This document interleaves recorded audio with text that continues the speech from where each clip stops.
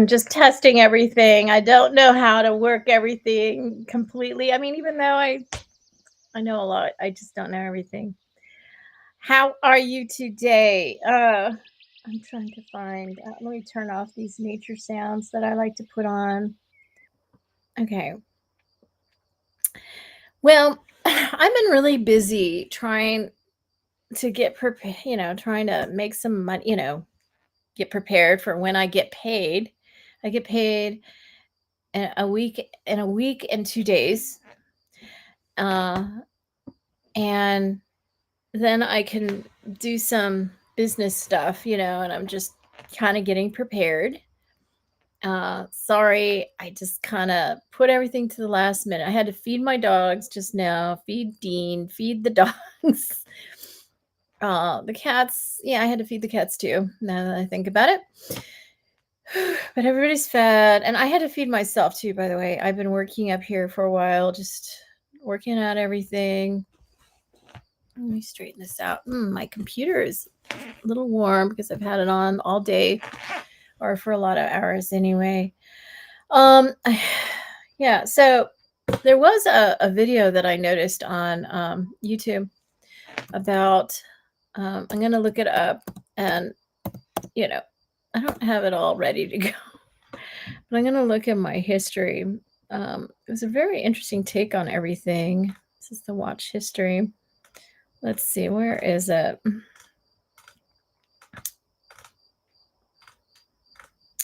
I watch a lot of, okay, here it is. Okay, this is it. Okay, I'm not gonna play it right this second.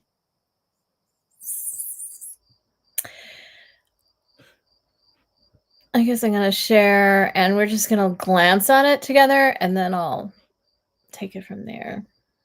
I thought this was very interesting. She controlled Epstein, the only story they don't want you to know. And I don't know, you can't see maybe if I refresh the page, you'll see Lady of the House is the thumbnail. Okay, let's go. And you'll understand. Wait, let's... What if everything you think you know about Jeffrey Epstein is wrong? What if the real mastermind wasn't the billionaire financier at all, but the sophisticated British socialite standing quietly beside him? What if Ghislaine Maxwell wasn't just an accomplice, but the puppet master pulling all the strings? Over the next few minutes, I'm going to show you evidence from court documents, witness testimony, and FBI files that will completely change how you see this case. You'll discover how a woman used her gender, her class, and her intelligence to build one of the most sophisticated criminal operations in modern history. And you'll understand why this story has been buried, twisted, and hidden from public view. But first, let me tell you about a moment that changed everything. It was 1991, and Juan Alessi was just trying to do his job as a maintenance worker at a Palm Beach mansion. That's when he met a woman who would transform him from a simple handyman into a witness to one of the most disturbing criminal enterprises ever prosecuted in American courts. She right away took over, Alessi would later testify, and right away she mentioned to me she was going to be the lady of the house. The woman was Ghislaine Maxwell. The house belonged to Jeffrey Epstein, and what happened next would destroy hundreds of lives while making Maxwell one of the most powerful criminal operators in the world. But here's what nobody talks about. When Maxwell walked into that mansion, Epstein wasn't running anything. He was just a guy with money and connections. Maxwell had something far more valuable. She had a system. Remember that phrase, the lady of the house. Keep it in your mind, because by the end of this video, you'll understand why those 5 words reveal the biggest cover-up in the entire Epstein scandal, and you'll see why powerful people desperately want you to believe that Maxwell was just following orders, when the evidence shows she was giving them. Let's start with what they don't want you to know about the first day Maxwell took control. Juan Alessi had been working... All right. Where am I?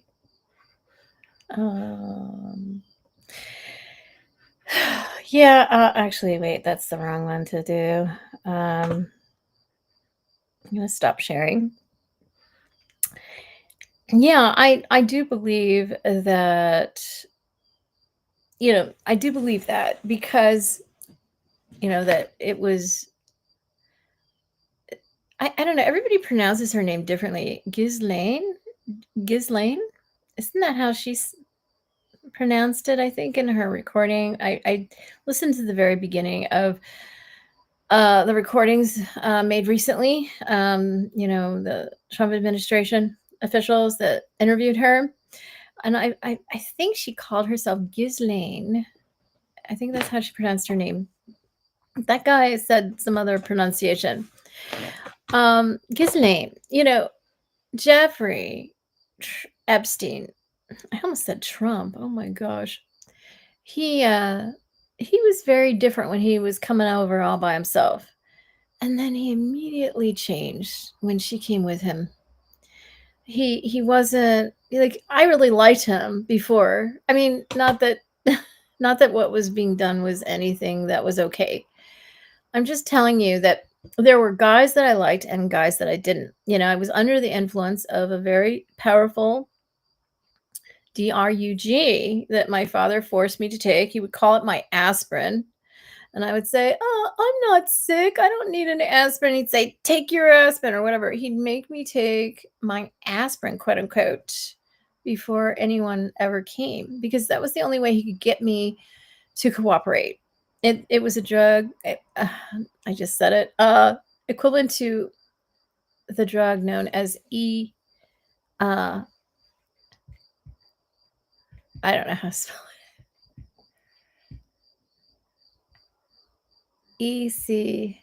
ECSTACY.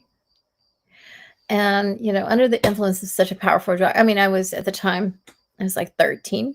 I'm thinking I was 13 most of the time that I knew Epstein. And then I turned, I think they gave me a break my 8th grade year. I was not doing well. And I think they gave me a break. And there was a lot that happened when I was 13.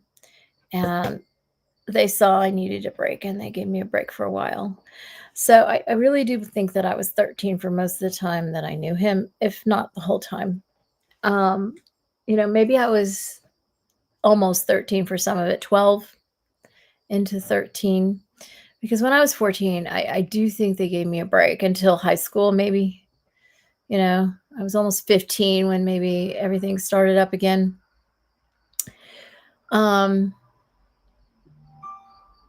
But yeah, my father would force me to take my aspirin before people would come. And so people thought I was behaving that way naturally. Of course I wasn't.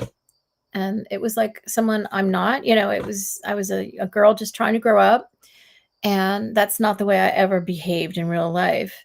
And it was just, you can understand like a 13-year-old's embarrassment over, going, I had to go to school the next day. I mean, there were male class, boys that would be brought to my house and see me behave under the influence of this drug, and you can't control, I really tried. I would say, okay, this aspirin, it's not going to affect me. I'm not, I tried to will it not to control me, and my behavior. I tried so hard as a little girl, I was 13. I was younger too when, they were giving it to me my whole life, pretty much. I mean, since I was a baby. And I couldn't, it shut down parts of my brain and made me a person I'm not. When parts of your brain are shut down, you're not going to behave the same way you do when, you're yourself, right? It totally shuts down your inhibition. You have no inhibition. You become, the I guess the pleasure centers, or I don't know, the pleasure center of your brain is in hyper mode. And I mean, I was 13. I was not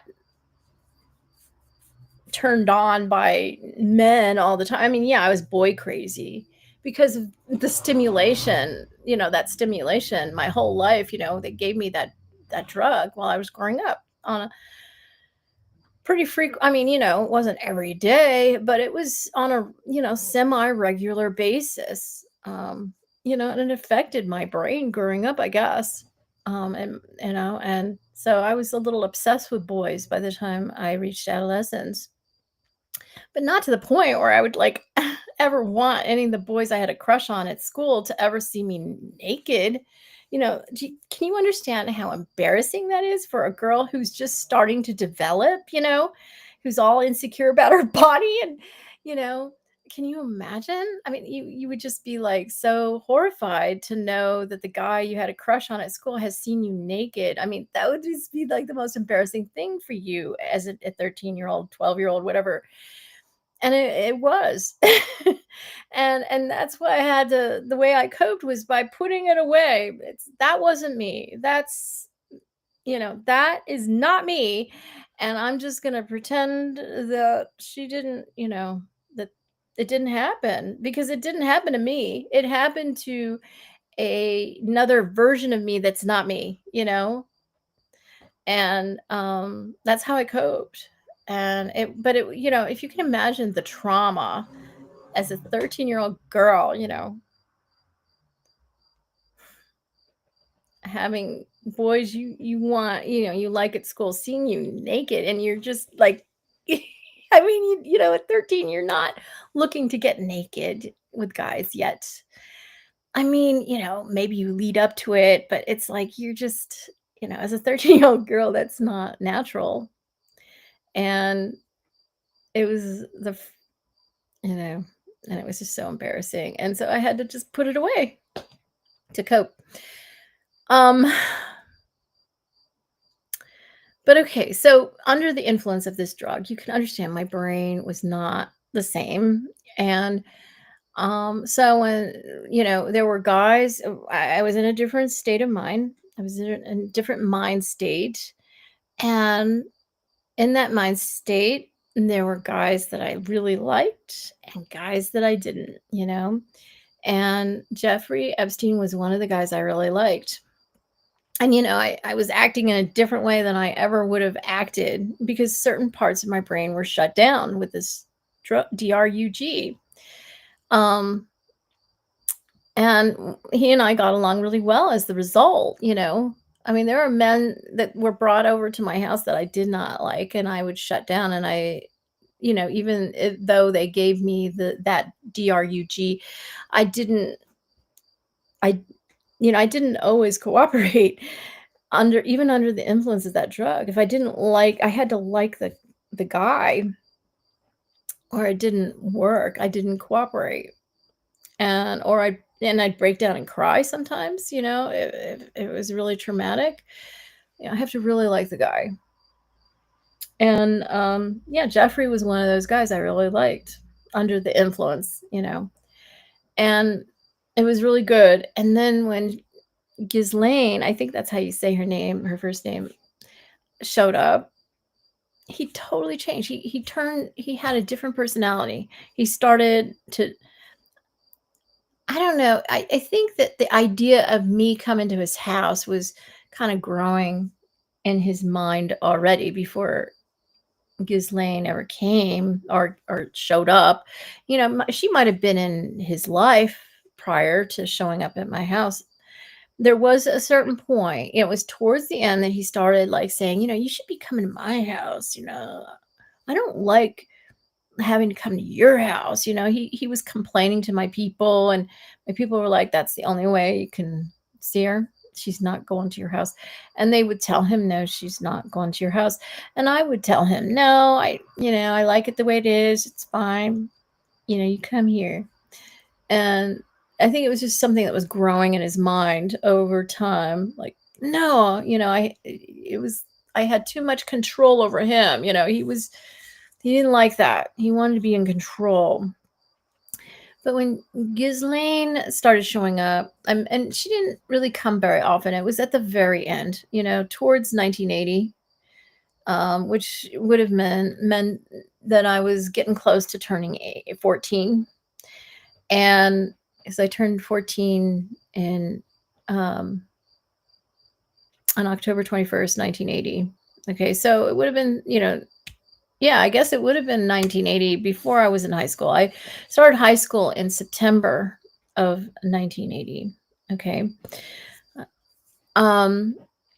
So she only came, I think, 2 times. I'm thinking I remember her coming to the house with him 2 times only.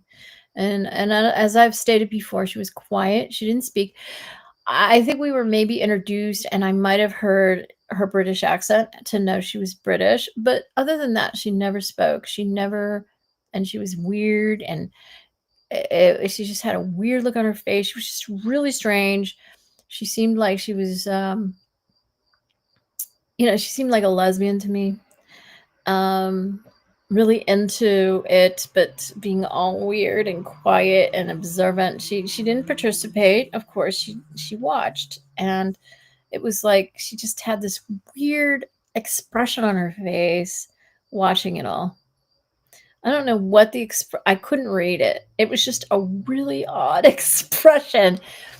Um, just a really I just thought she was so strange, and I didn't like her. And but that's when Jeffrey started, and as I talk about him and remember more and more, I remember how I used to call him Jeffrey. It wasn't Epstein, it was Jeffrey. He would that's when I told you yesterday, I was just starting to remember this. He wanted me to perform ORAL on him, and my people quickly informed him, no, she doesn't do that. And I'm like, yeah, I don't do that. I never had to do it. I remember thinking, oh, is that what girls do? I didn't even know. And yeah, I'm sure young, when PEDO is happening, that's a very common thing for them to, force upon innocent victims, because, most underage kids, don't have the ability. I mean, you'd be harming them if you to have intercourse, but I was I mean, that happened since I was a baby, sadly to say. I technically lost my virginity when I was 18 months old. It's very sad. And it was the most painful thing, in the world that happened to me. It was, I don't know why I'm getting into the story, but yeah, it was only Japanese men, who are very small, that could easily do it. When they had to give me that DRUG, to get me to cooperate, of course. And, but then a doctor, I was, at the pediatrician one time, and my pediatrician in Palo Alto, California, told my mother to step out of the exam room, and he performed an operation. I guess it was, wasn't technically, I didn't go into surgery, but it was technically a surgery. It was like a day. It didn't, he had to cut me, and to make me whiter. I was, I don't know. I don't know how old I was, but a lot of times I think I was 5, which would have been 1970 or after, but I don't know if I was that young. I don't know if I was that old. Not young, that old. I might have been 3. They needed, they obviously wanted to get, they needed to, it was just too painful for me, for Caucasian guys, full-fledged, penises were too painful, for a little baby like me. And that's so they had to perform this operation, surgery, whatever you want to call it, on, like in your doctor's office, the exam table, and he just did that. And he told me he put in like what resembled a tampon, and told me it was like the old kind, that had the foam, kind of squishy foam. And he told me to keep that in, and for a certain, for a time. And then when my mother had a friend over that used the bathroom, he instructed me to put it in the wastebasket, and after they left, go in the bathroom and put it in the wastebasket after they left, so my mother would think it was the woman who left the tampon in there. And I did exactly what he said, but I didn't wrap it up. I just did what he told me. He didn't I don't know if he told me to do that, to wrap it up. I didn't wrap it up. So I'm thinking I must have been like 3 years old. That seems right. I thought I was old at the time. I was turning the big whatever it was, and, you know, I think 3 was a big deal for me. And, you can see how a 3-year-old wouldn't think would think it was okay to just put a bloody thing in the trash, right?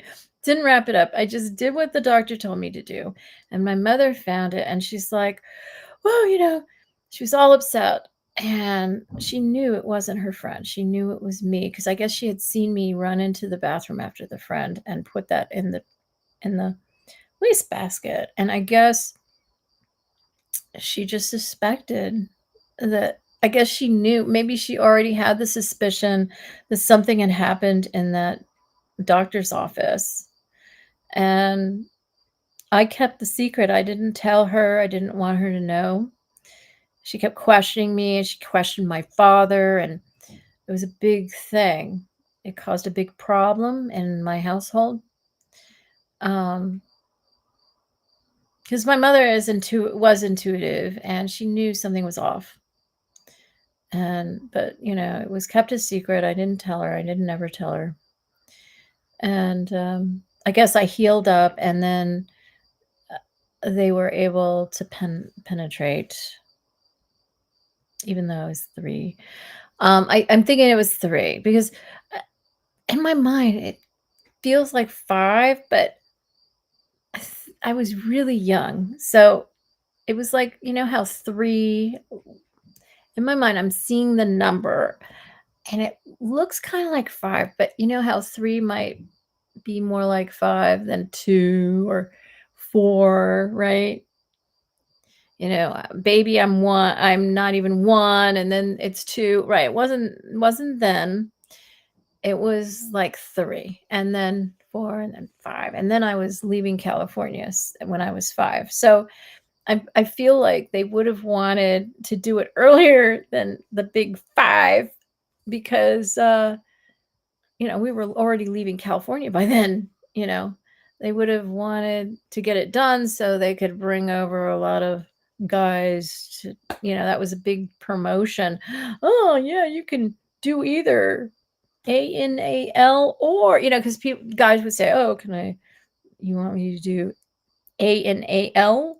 No, either that VAGINAL or ANAL, either. That was my big selling point. I guess I lost my virginity when I was just 18 months old. And then I think it was age 3, when they performed, I guess it was a medical procedure. I guess, I didn't go into, I was conscious. He did it, and it hurt. It was uncomfortable. And, he tried it out too after he did it. It's very disgusting. My pediatrician, he tried it out to see how it fit. Yeah, disgusting. While I'm bleeding. Yeah, this is what I went through. This is my life. And I grew up okay. I'm not deformed. I'm actually quite, petite and everything, even though I don't look petite these days. It didn't mess up, or like it didn't mess up anything. Let me just say it that way. Maybe though, if that had not happened, maybe I would have been, how some women, like Japanese women, I think I take after the Japanese part of me. Maybe if they hadn't perform that medical procedure, maybe when I grew up, I'd be so petite inside that not, that even as a woman, nobody could have properly penetrated, you know. That's very possible. Yeah, I know, it's really sad.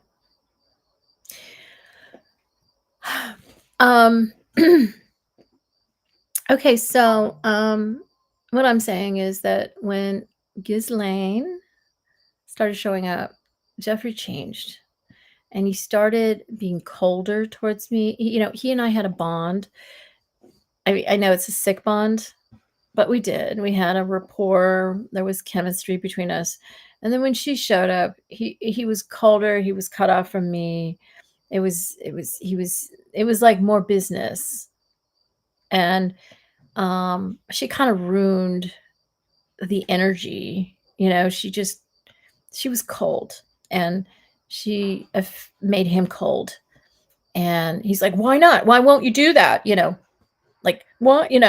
Like, I'm here to be serviced. Why won't you do that? And it's like, this is not the dude I know, but it was because of her. She wanted that. It was, who knows how she grew up and what happened to her. It's clear that, perhaps she was, just like Jeffrey said to me, oh, when you grow up, you're going to have a lot to work out. Oh, yeah, you're going to have to get a lot out of your system. That's probably what she was doing. Maybe stuff happened to her, and she was getting it out of her system by abusing somebody else, others, plural, I should say. It's really bad what happened. Yeah, she ruined the whole mood between me and Jeffrey, and he didn't really come back after that. At the end, it was like 2 more times with her, and that was it. We were done. And I don't know, I do have a feeling maybe the memories are surfacing.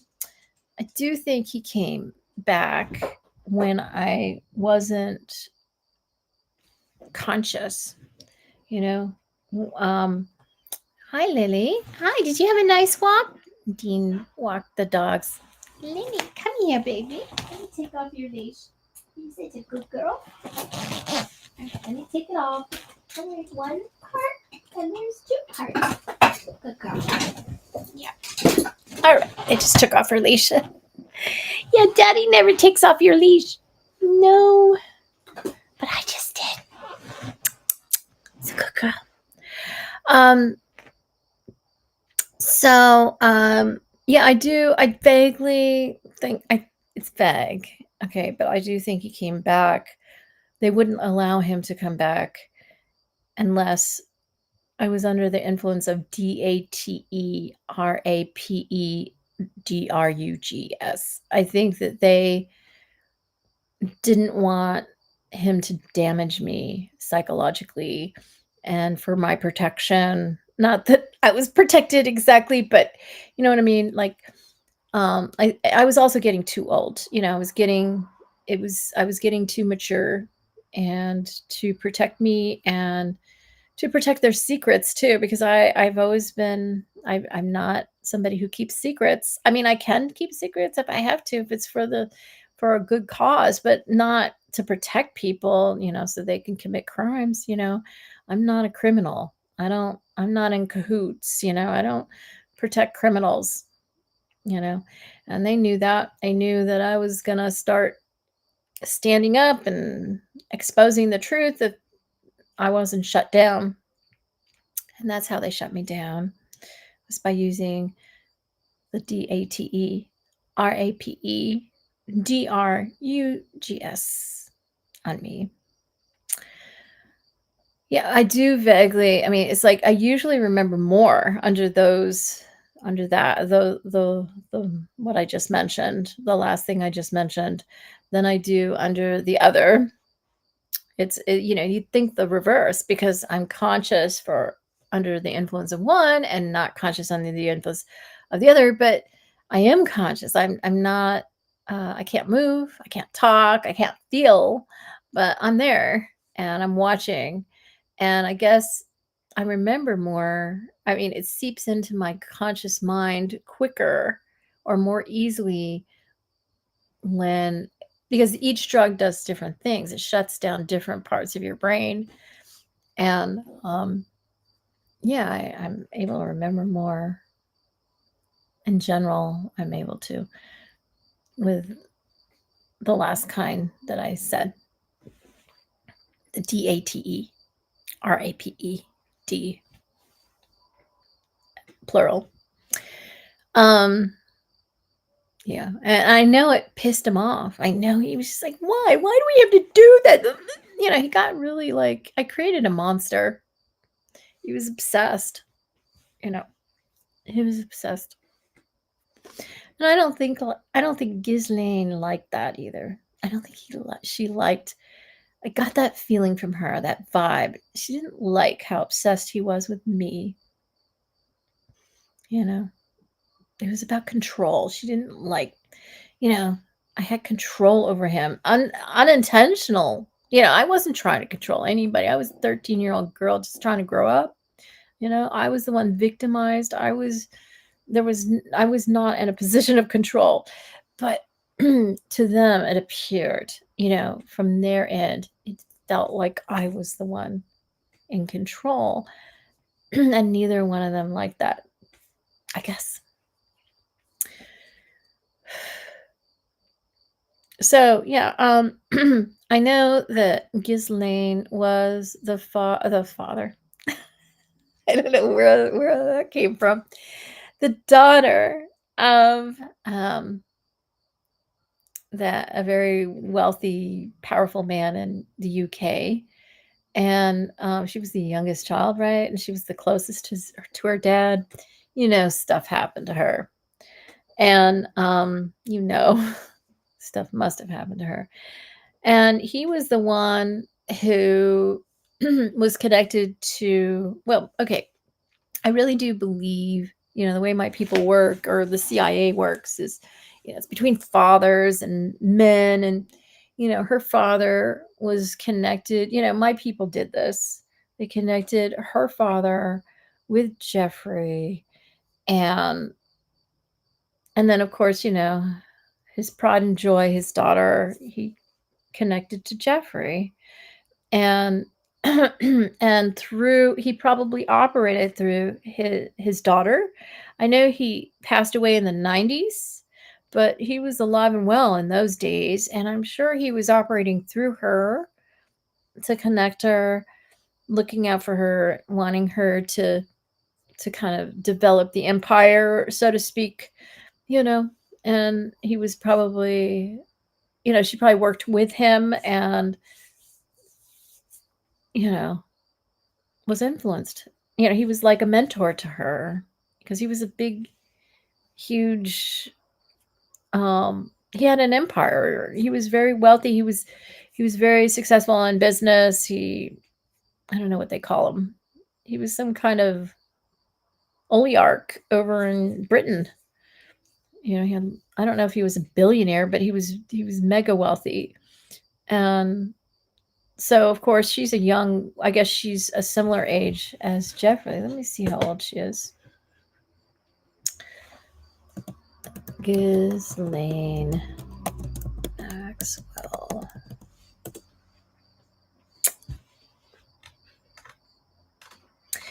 (1961). Oh, she's born on Christmas Day in 1961. She's like slightly younger than my husband, Dean. And she was born in France. How interesting. Okay, so she is a little younger than Jeffrey, because Jeffrey, right? I think I saw the other day, he was born in 1953. Am I right? Yeah, let me open up another page here. Jeffrey Epstein.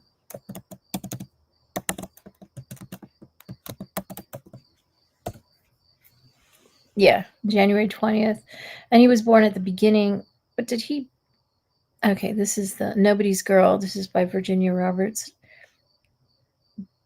Jeffrey, right? Jeffrey, I think that's how it was supposed to be pronounced. She wrote a book, Nobody's Girl, and I need to get that book and read it. He was born at the beginning of the year, and she was born. They're like, he's January 20th. His birthday was January 20th, and her birthday is December 25th. She's born at the end of 1961. He's born at the beginning of 1953. So really, she's like born in 62, right? Kind of close to 62. So what does that make? She's born in 62. So she's 9 years younger. Is that right? Wait. Right. No, 11 years younger. He's 11 years older, right? Is that right? Did I get it wrong? Okay, she's born almost in 62. Okay, so yeah, no, 9 years, right? Okay, 2 plus 9 would be 51. No. Oh my gosh, this is so hard. I'm sorry. Okay. She's born in like 1962. He's born in 62. He's born in 53. So he was born first. So he's closer. So it's like 9 years, right? He's 9 years older than her. And of course, she's like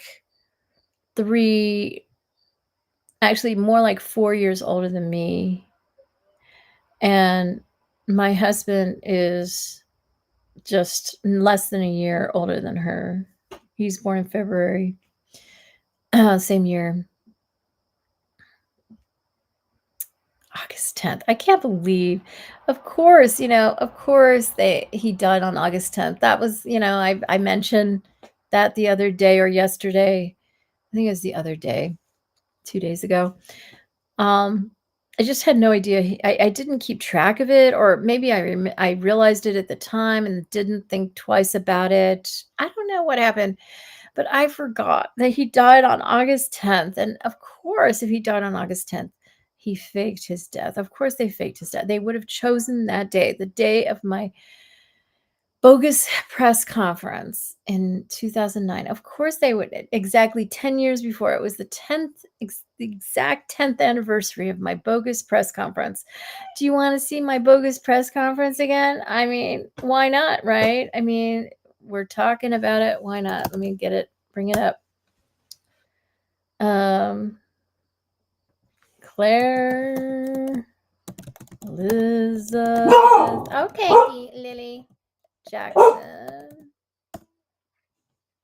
All right.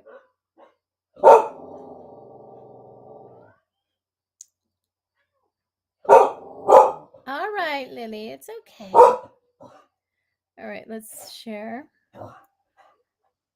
Here we go. Okay, let me just make this big. I filed paperwork in this building last Friday, the 7th, declaring myself as the sole biological mother of all 3 Jackson children. Does Michael Jackson know that he's the father of Connor Cruz? Yes, he's always known. He voluntarily gave him up for adoption. He was very happy that Tom Cruise and Nicole Kidman wanted his child. He did not want his own child because of the color of his skin. What do you want now? Michael Jackson is not the biological father of those 3 children. There are 3 different fathers, and I can tell you who they are if you'd like to know. I can tell you. Okay, well, the oldest, Prince, as he's referred to, his biological father is a man I dated in 1996 whose name is Cyril Rouhol. He lives in France. As for Paris, her biological father is my unofficial high school sweetheart. His name is Julian Bleecker, and I did not carry them for 9 months. Did you donate eggs? I did not donate eggs, no. How did they get born? Surrogate mothers gave birth to them. Could you explain how Connor is Michael Jackson's biological kid? He's my biological kid too, and You didn't donate the eggs and didn't deliver the babies. In what way can you be the mother of any of these children? I conceived them in my body, and they were safely removed from my body. There is technology that is in existence. Hi, Dean. Okay, let me stop sharing. You want my money? Huh? Anything out of my body? Oh, Dean, here, wait, let me stop sharing. Stop sharing. Okay. Yeah, that was my press conference. I was wearing a little makeup that day. I didn't usually wear makeup even back then. And I knew Michael Jackson wanted me to wear some eyeliner and mascara, and that's what I wore. At the time, I was homeless. I had to go wash my hair in a public sink. I think it was a gas station's public sink in time for that bogus press conference. Yeah. And of course, I was a lot thinner back then. And one day I'll be thin again. I mean, I wasn't that thin back then. I thought I was quite overweight at the time. I mean, I'm used to being thin. Most of my life I was thin. Not always skinny, but thin, very clearly thin. It wasn't until I had a few moments, I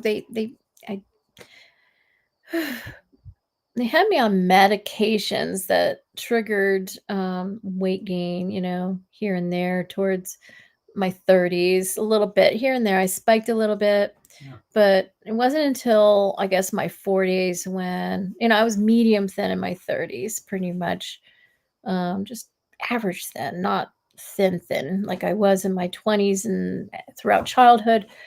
And I was medium thin in my 30s with a little spiking happening once or twice. And then when I got into my 40s, and I got really thin sometimes too. I went up and down a little bit in my 30s. I was medium thin most of the time. I spiked up, I spiked down a few times. I got skinny in my 30s for a moment there.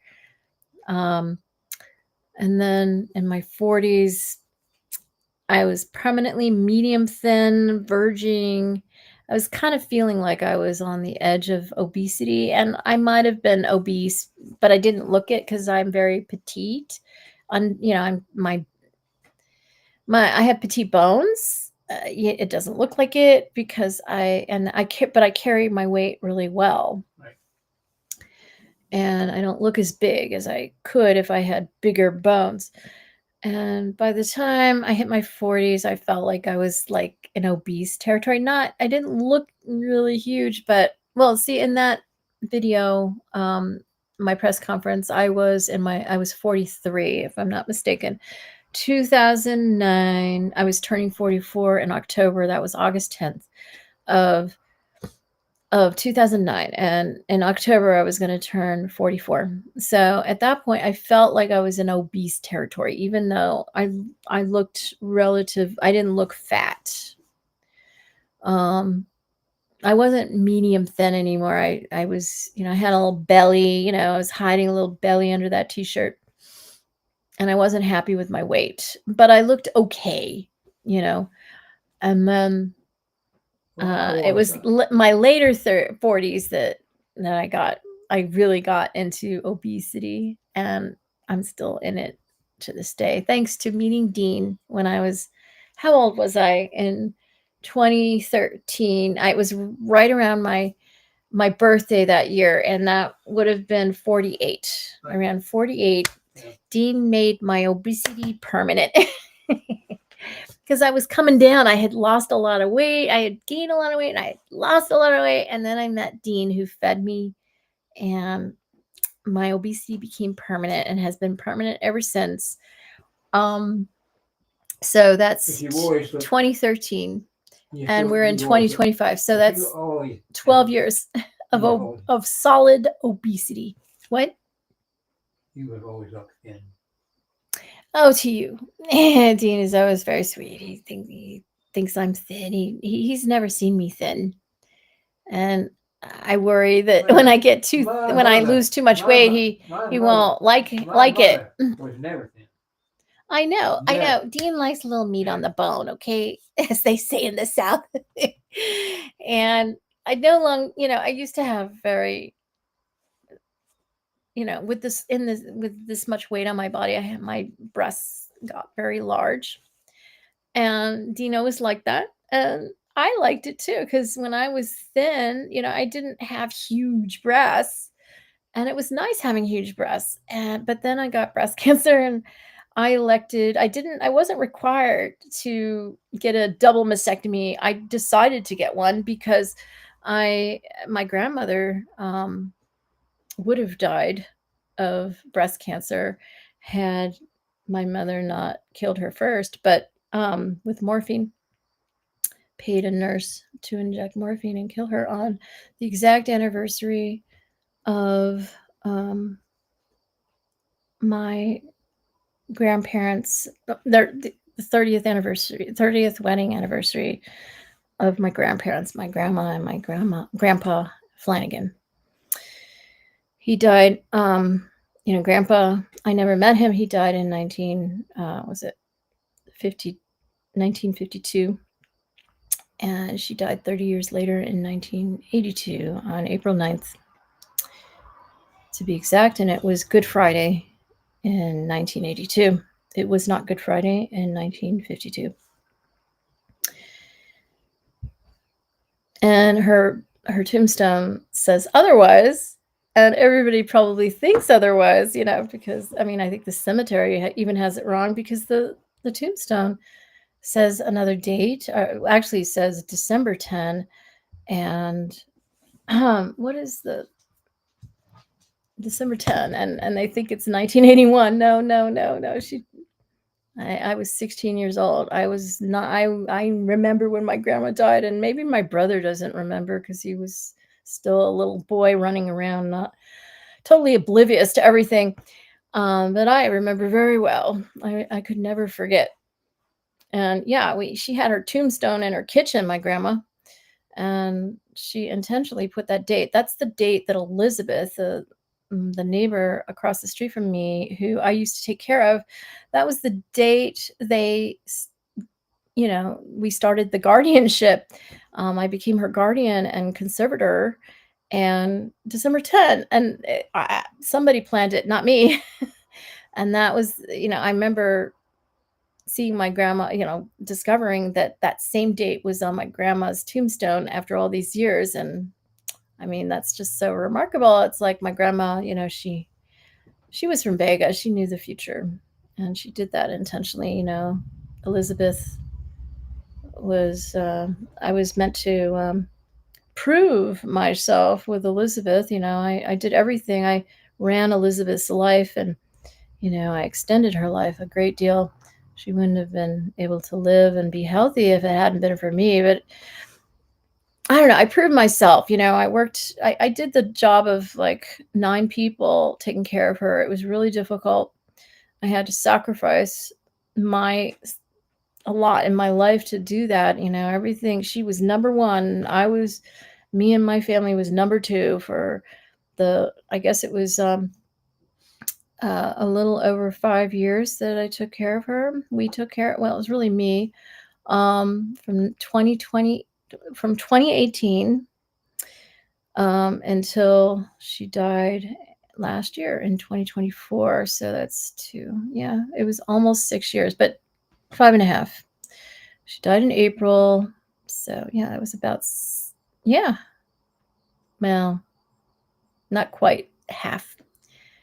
15, almost 5, almost 5.5 years. I took care of her, and it was really intense.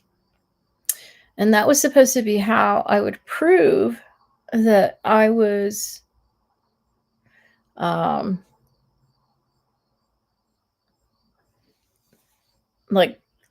prove all of my incredible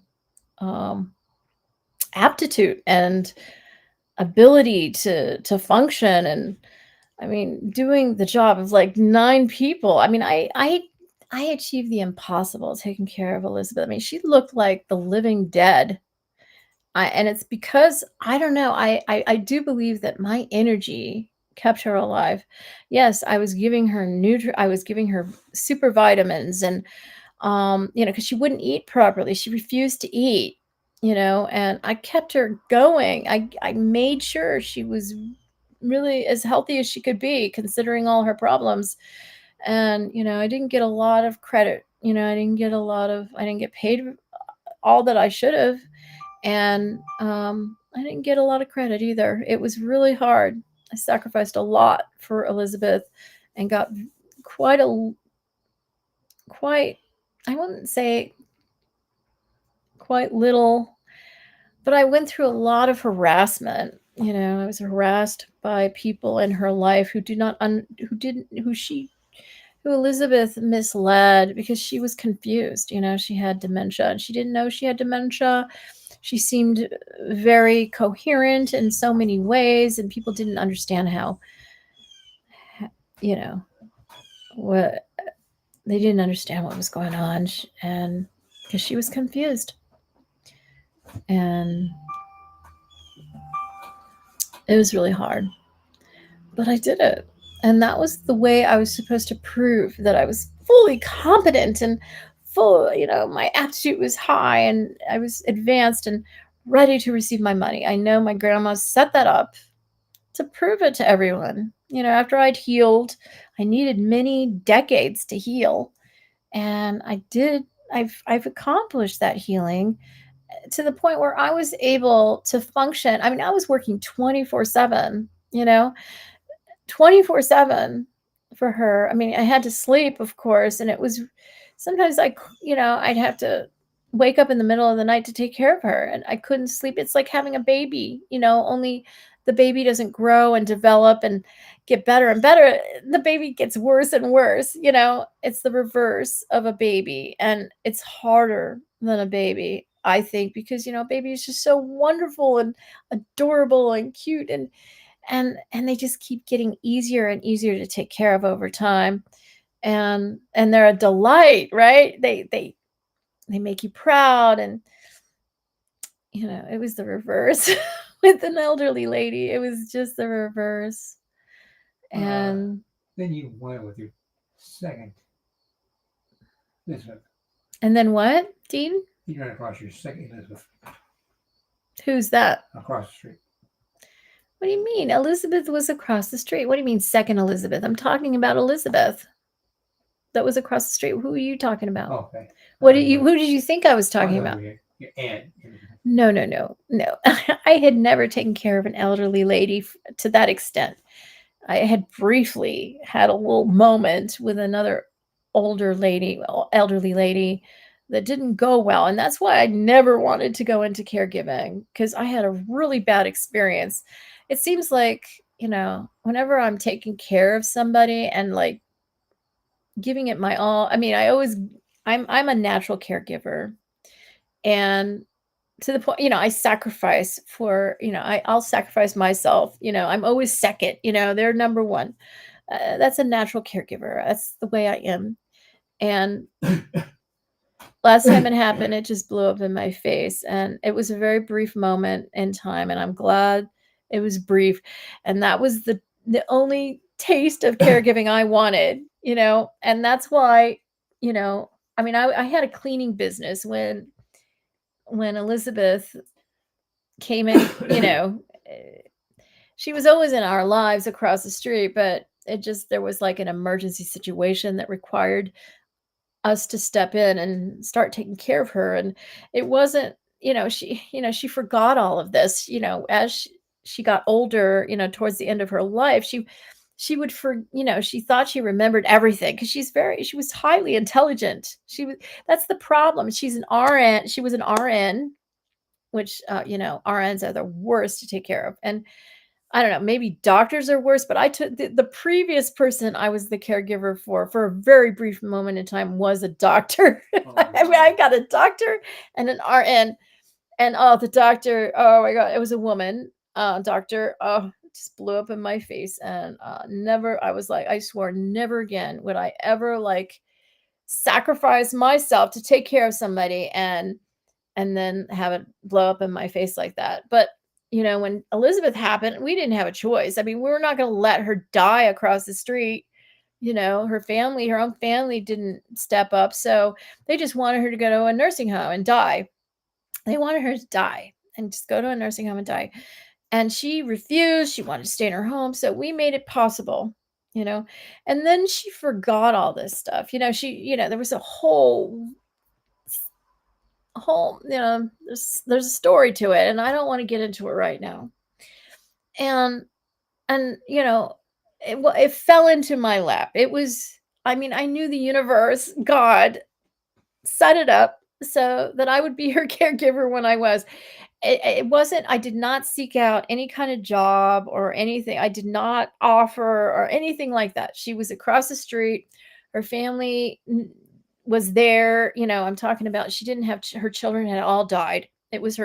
She had a granddaughter, and she had a nephew who would show up on occasion, and it wasn't going well across the street. We knew it. She was left alone too often. We worried that she was dead inside her house, all this stuff. And, but we weren't family, and we knew it. And, I figured, she'd ask me. I always wondered why she never asked me. I was right across the street, you know.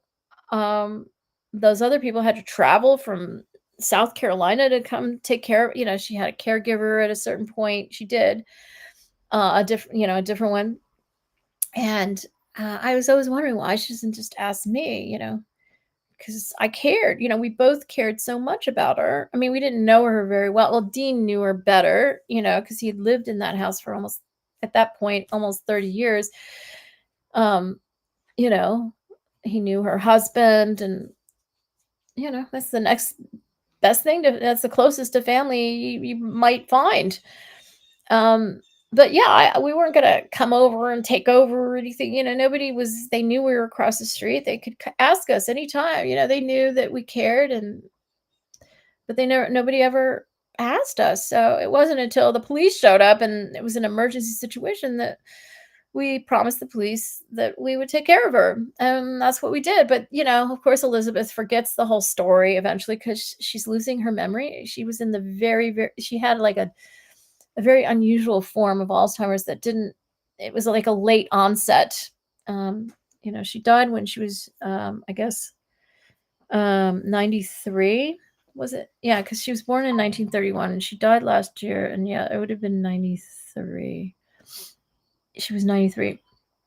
So she was in her 80s, into her 90s. And she was forgetting, and she swore up and down she didn't forget anything. She always thought I was lying to her because she knew she was so arrogant in her idea that she had a perfect memory. Just like an RN. Right. She always had a perfect memory. Yeah. She couldn't believe that she was forgetting things like that. She just couldn't accept it. And she just thought I was lying to her. And then she would tell other people that I was lying and that I was making that I had bad intentions. It was terrible. It was terrible, And, of course, nobody knows me, and I'm the newcomer, right? I'm not part of her family. And so they, and she was violated before me. There was a caregiver who violated her and did take advantage of her and prior to me. And so it was just horrible, but again and again, the truth was revealed again and again. It was clear, they would see, oh, I see, they would see that she was confused. It took a while though, because she was so convincing. She was a very unusual case, obviously she was highly intelligent, and her brain did not deteriorate the way most people's brains deteriorate when they have Alzheimer's. She was very functional up until the very end. Up until the very end, she planned the time she was going to die and everything. I mean, she had somebody assist her. Yeah. Morphine again. She knew all the stories of my family, and she arranged that at the nursing home. Well, your expression on her face was. Yeah, she had I didn't want to see her when she died, but the funeral home convinced me to see her because she just looks so good. They said, oh, she looks great. You have to see her. And I'm like, oh, I don't want to see her. And she told me she didn't want me to see her, when she was alive. And they're like, oh, you have to. And so I was like, okay, if you insist, Big okay. old smile on her face. And she looked so serene. She did. She never had a serene look on her face in life ever. And she just looked like she was just so relieved, you know. And I know, I mean, I know, I communicated, I'm in connection with her to this day. And I know she feels really bad about what happened, you know, in life, you know, with us. And, you know, because I tried to tell her that she was one of my genetic grandmothers, and she thought I was like trying to like push her granddaughter out. No, I'm just telling you, you know, the information she was given when in the old days was that, you know, they told her about her granddaughter, and it was about me, you know, it wasn't about Ashley. So they thought, well, we don't have any other granddaughter but Ashley. Oh, I'm sorry, I'm saying her name. I didn't mean to say her name. We don't have any other granddaughter but, you know, who we have. So they're talking about Ashley. And so I shouldn't say the name. And so they raised her thinking, you know, their granddaughter, making her think she was some princess and that she had lots of money and all this stuff. And I tried to help her understand, no, they were talking about me, you know, because I remember them telling me about this. It's funny, you know, I didn't remember Elisabeth when I first started taking care of her. It was while I was taking care of her, I was able to remember what I was told about my neighbor that would live across the street from us. And, you know, I was told all about the future when I was younger. I know it's hard to believe that anyone could know the future, but um, there are people who know the future, and it's very complex, you know, to explain to people, you know, on earth how anyone can see the future.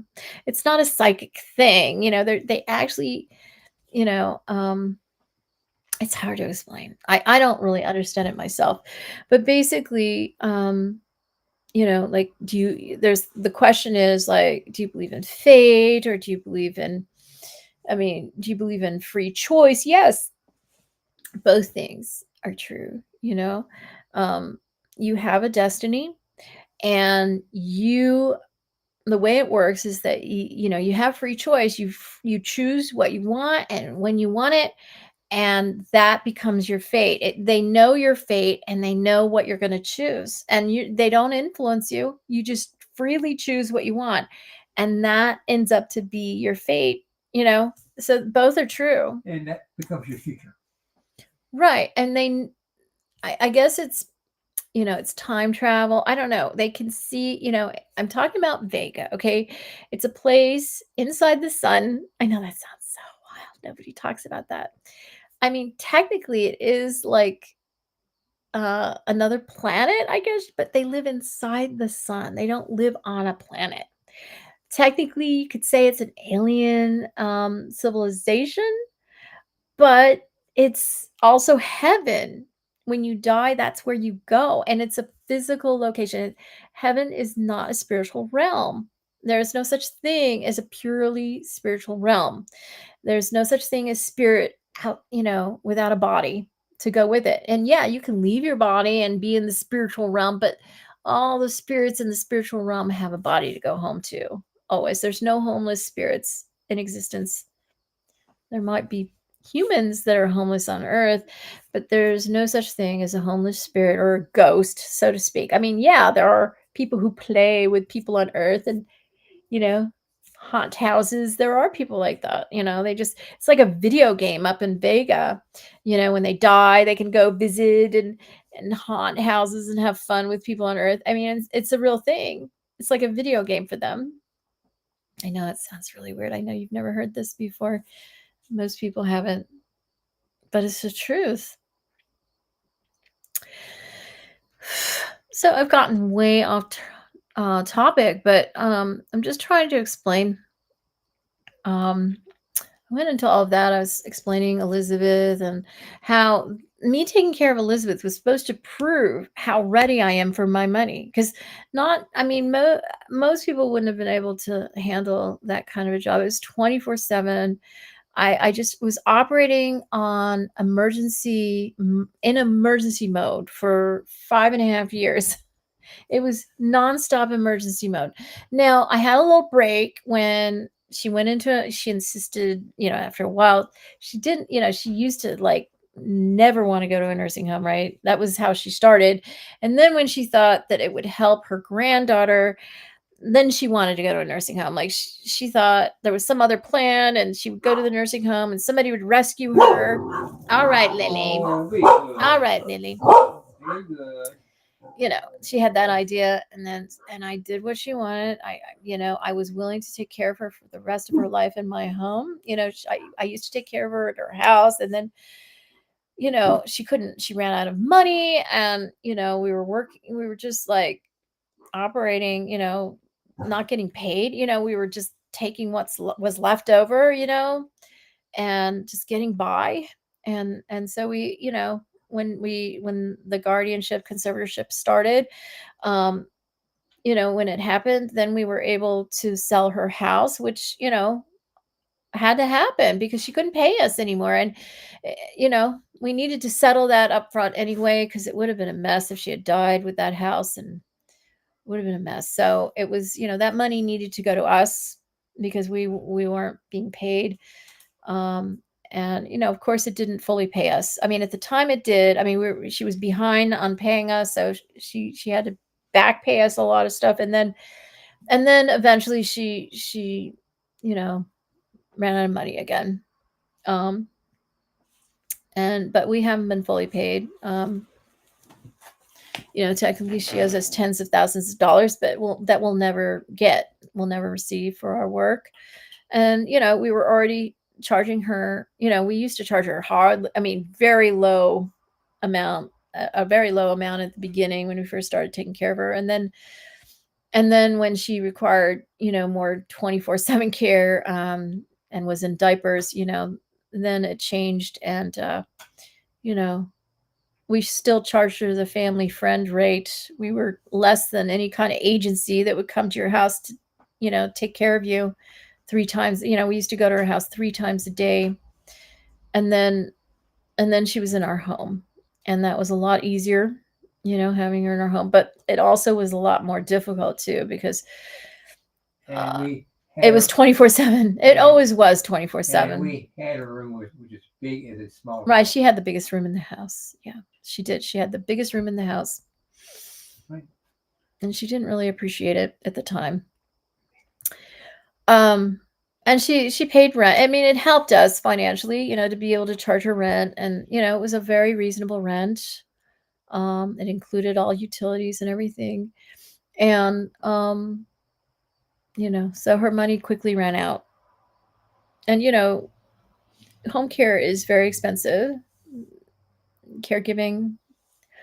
It's a lot of work when somebody is bedbound and can't do anything for themselves. It really is 24/7 service, and, you go to sleep and you can't really sleep too deeply because there might be an emergency. It's like having a newborn child, in the next room. I had a baby monitor and everything. And, when she was across the street, the baby monitor worked across the street too. But it was easier having in our house, even if we didn't get a break. We had to move in with her across the street at first, and it was just better for her to be at our house. I mean, we brought all our animals over. We moved into her house for a while. And then our house was vacant, I mean, not vacant. We had our stuff there, but we were just, we lived at her house, and, it didn't make sense we weren't getting paid. It made sense to sell her house. She wanted to sell our house. She's like, well, why can't you sell your house? And I'm like, yeah, well, it's not us that owes us money. It's you that owes us money. And anyway, our house was our heart, it was our love nest. And, her house was more valuable than ours too. And when I bought it, I paid off for 2 years. I know you got a mortgage and you paid off the mortgage in 2 years. That's a record, Dean. I've never met anyone who paid off their mortgage in 2 years. They loved it. Yeah, I know. No, they did not love it. They were upset. They're like, what? Payroll. Yeah, I'm just going over this because, I satisfied that's what my grandma set up. so that everyone would see how fully, I mean, how incredibly functional I am, to the point where I mean, I have this, I mean, I achieved the impossible. She should have died in 2018, and I extended her life by 5.5 years. And really, if she had not lost the will to live last year, she could have lived longer. She could have. She had more life in her, but she just lost her will to live when her granddaughter stopped coming to visit. Her granddaughter just stopped visiting her for the last, it was like almost a year, the last year of her life. She never saw her granddaughter once. And then that just, it broke her heart, and it killed her, and she tried so hard to die in the nursing home. She was depriving herself of water and food and everything, and she couldn't die because I had loaded her up with so many vitamins. And I got her so healthy. It took her, I placed her there I guess it was the 15th of January 15th, 2024. And she tried so hard to die, like almost the whole time. And she finally had to have assistance to die with morphine on April 26th, 2024. She couldn't die because I had loaded her up. And I came to see her every 2 weeks. That probably didn't help. I do think my energy had something to do with it. It did. I injected her with my energy, and it kept her going for, and I came to see her every 2 weeks, and she got her dose, and it kept her going, and she couldn't die. You were like a shot in the arm to her. Yeah. Sure. Mhm. Yeah. So, but I know she's much happier now, and I'm really, I feel, I mean, that fight, that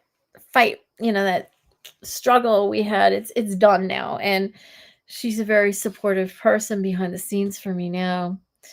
I'm, in a way we're closer, but it's hard for me to let go of what happened, in life. It really hurt my feelings, the way she treated me and what happened, all that happened. It really hurt me. And I have a really hard time embracing her as one of my grandmothers. Even I didn't grow up with her as my grandmother, but she now in death, she wants to be my grandma.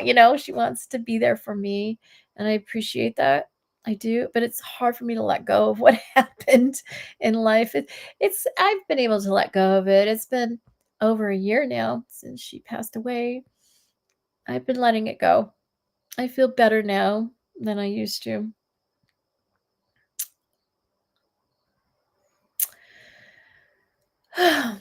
Okay, so I proved myself. I went over and beyond with Elisabeth, and I didn't just work, punch in, punch out, work 8 hours a day, Monday through Friday. I was working like 24/7,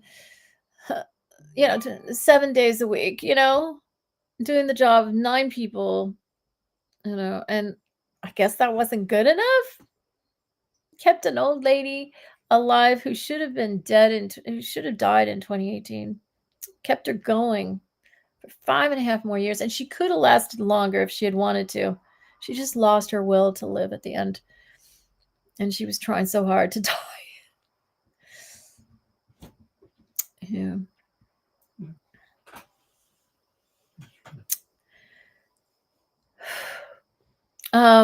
But yeah, I just can't even believe that, I'm sitting here. Today is August I think it's the 24th. This is an anniversary in nature and Buddhism. This is the day that Daisaku Ikeda became a member of the Soka Gakkai in Japan. Let me look up the year. It was today.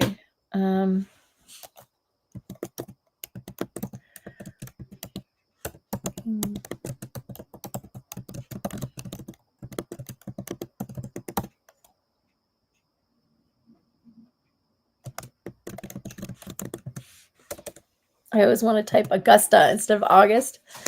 All All right. On August 24, 1947, 10 days after their first meeting, Daisaku Ikeda, one of my genetic fathers, joined the Soka Gakkai. Ikeda sensei was 19 years old that summer, the same age Toda had been when he first met with his mentor, Sensaburo Makaguchi. And I was 19 years old when I got married the first time. And I got married on July 3rd in Hawaii. And that was the day of mentor and disciple. Encounter with Daisaku Ikeda. This is Josei Toda. Yeah, let's read this. Let me share.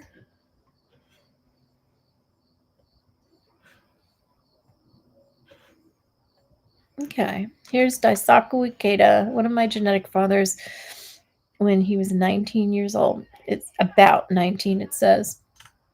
Encounter with Daisaku Ikeda.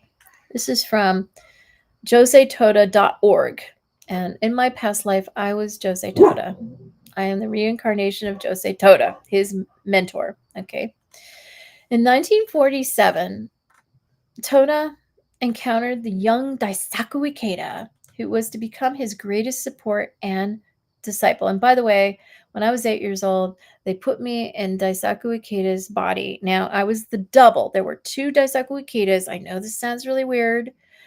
There was the guy born Daisaku Ikeda, and then there was the Daisaku Ikeda who became the well-known SGI president.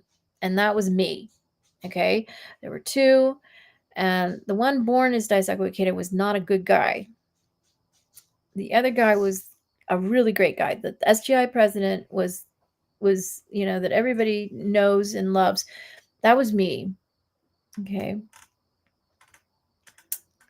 Okay, so Daisaku Ikeda, who was to become his greatest support and disciple. It was Ikeda, or Ikeda Sensei, as he's called today, who eventually brought to fruition the ideas that Toda had envisaged, or envisioned, I would say, as his successor, as the 3rd president of the Soka Gakkai. I don't know if that makes sense.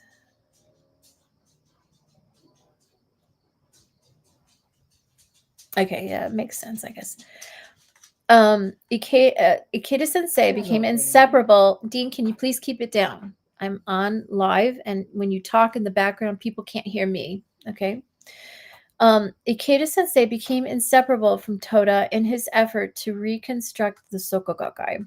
In those early post-war days, Toda delivered his lectures on the Lotus Sutra 3 times a week and attended discussion meetings in various locations on the remaining 4 days. Wow, that's amazing. Most members and newcomers, it was a very difficult time in Japan. It was a war-torn country. Everybody, all the buildings, people lost their homes. It was just rubble. And so it was just ripe for something like the Soka Gakkai to re-emerge from the earth. I mean, it had been destroyed with the war, and they were rebuilding from the ground up. And, and people needed that kind of structure in their lives to, after the war. It was a really vulnerable time for everybody.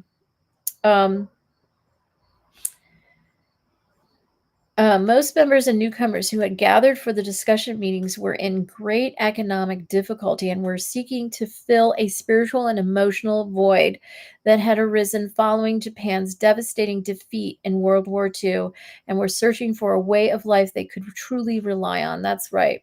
Okay, I'm still on the screen, right? Yeah. Okay. Yeah, it was ripe for what happened. It was a very unique time in history.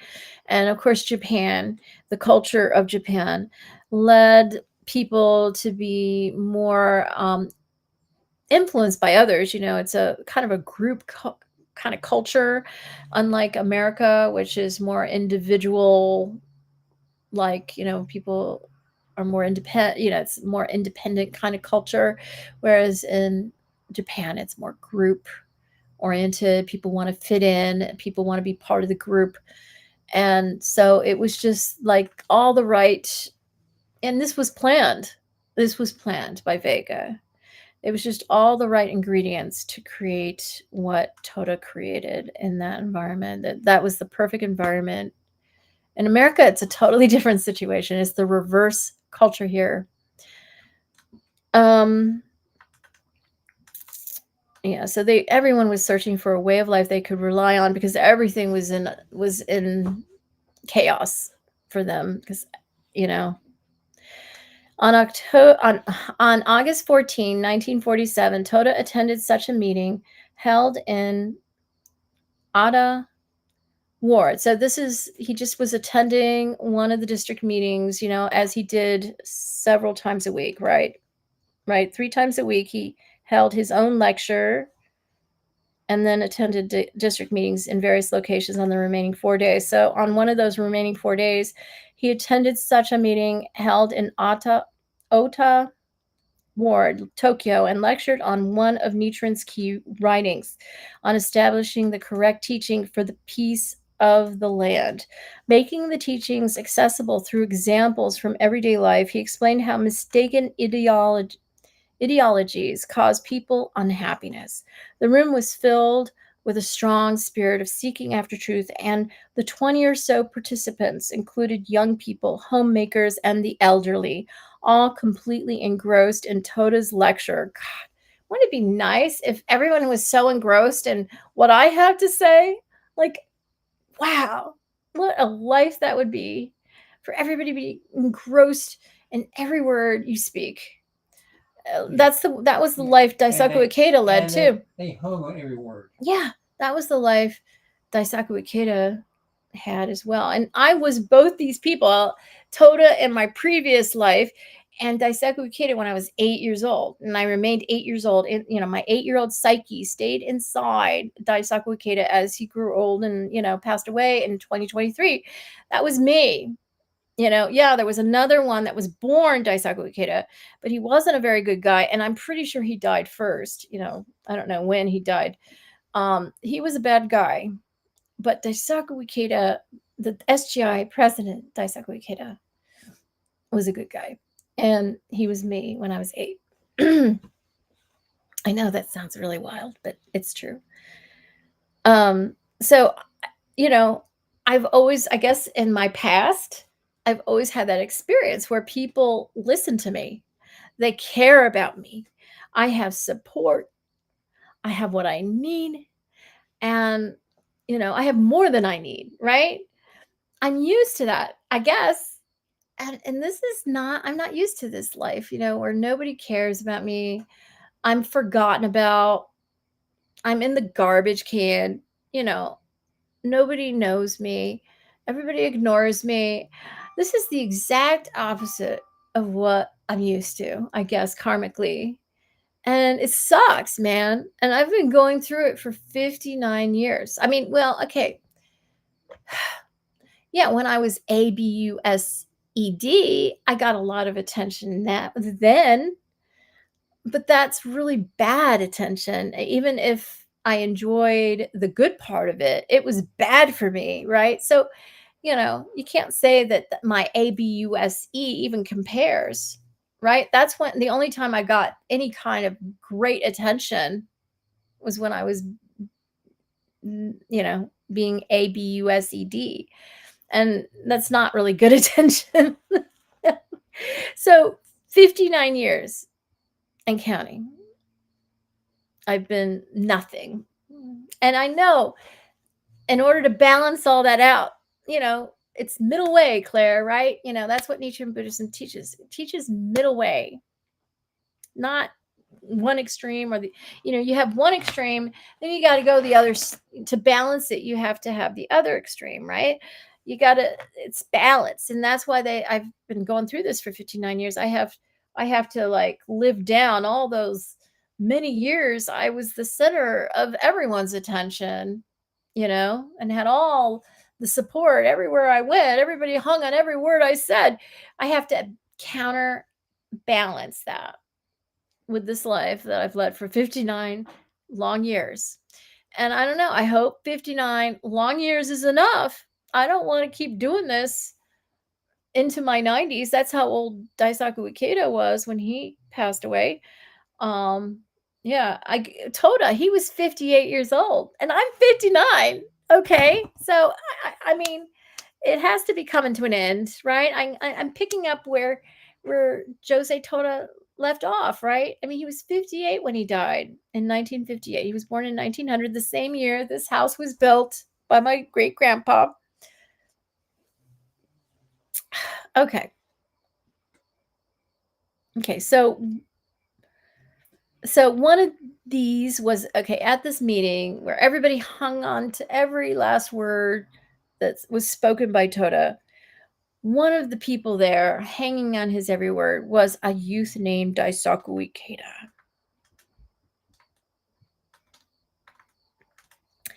After the lecture, Ikeda sensei asked a series of questions. It was apparent to Toda that here was a young man earnestly searching for a meaningful way of life and system of values appropriate to the drastically changed circumstances of post-war Japan. Toda answered Ikeda sensei's questions with sincerity, replying with detailed explanations from the profound standpoint of Buddhism. Ikeda was deeply moved by Toda's integrity, the succinct and sincere way he addressed the questions with full theoretical backing. The fact that Toda had suffered imprisonment for his opposition to the war policies that had brought great misery and disillusionment into Ikeda sensei's own life was an important factor in enabling the younger man to put his full trust in Toda. On August 24, 1947, 10 days after their first meeting, Ikeda sensei joined the Soka Gakkai. Ikeda was 19 years old that summer, the same age Toda had been when he first met with his mentor, Senseibo Makaguchi. Wow. And that happened on this day that Ikeda sensei joined the Soka Gakkai. Okay, I'm going to stop sharing. Yeah. And today I got distracted and I totally forgot to go to my district meeting here. It was actually taking place in Alfred Station, New York, which is about 15 minutes down the road. Totally forgot. I put it on my calendar. We were gonna go. Totally forgot. Oh, That's the way it goes. So I guess I'm holding my own district meeting, my own form, my own kind of district meeting this evening.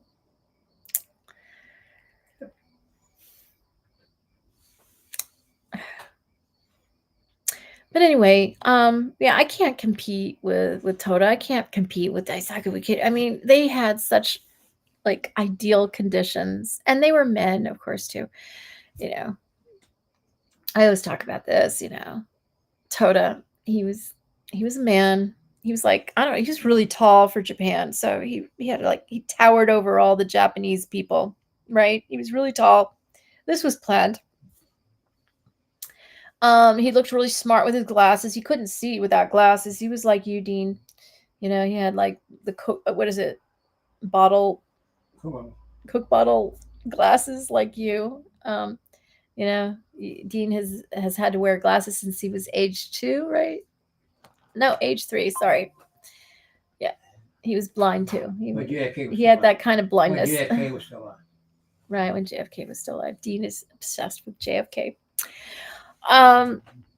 Yeah, and so, you know, he's a man, you know, he went into education. He was a teacher, right? You know, I guess, you know, he had a certain authority, right? He got his education. He went to college, unlike Daisaku Ikeda, but Toda went to college. He got his degree. He met his mentor early. He became a teacher, and I guess he met Senseibo Makaguchi when he was the principal of his school, and they bonded, and you know, that's when they decided to, you know, they they found out about Nichiren Buddhism, and they formed an organization for educators, and it was called Soka Gakkai or something like that, whatever the word in Japanese is for educators. It was, Soka Gakkai means value creating society.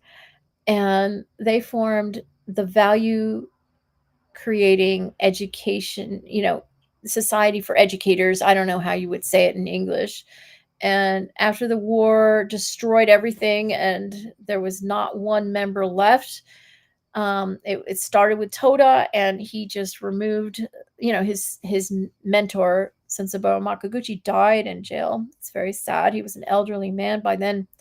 And it was just Jose Toda, and he removed the educators and just made it the value creating society, Soka Gakkai, and rebuilt the organization from the ground up, for everybody, not just educators.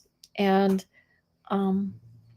that's how the SGI was born.